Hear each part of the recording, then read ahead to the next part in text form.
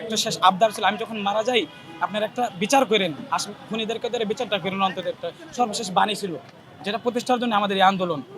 তো এখানেও সরকারের অনেক গাফিলতি দেখতে পাচ্ছি আমরা, এটার সাথে আমরা মনে করছি সরকারি গাফিলতিটা, যে এটার সাথে খুব সম্ভবত চূড়ান্তভাবে বলতেছি না সরকারের একটা অংশ জড়িত আছে অথবা প্রশাসনের একটা অংশ জড়িত আছে। অন্যথায় আমরা জানি বাংলাদেশের প্রশাসন, বাংলাদেশের গোয়েন্দা বিভাগ অনেক মজবুত, অনেক শক্তিশালী। একটা স্ট্যাটাস দিলেও তাকে গ্রেফতার করা হয়, একটা স্ট্যাটাসের পিছনে কমেন্ট করলে সেখানেও তার গ্রেফতার করা হয়।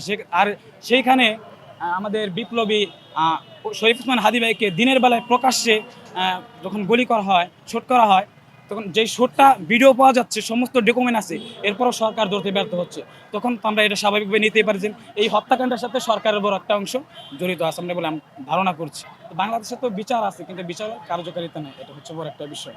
আইন আছে, আইনের প্রয়োগ নাই। যে আইন বিভাগের যে মানে ব্যারিস্টার আছে, মানে বিচারপতি, সবার বিচারের মানে বিচার কার্যের জন্য টাকা আছে, বেতন আছে, সব আছে, কিন্তু আমাদের বাংলাদেশে ইনসাফের বিচারটা আমরা পাই না।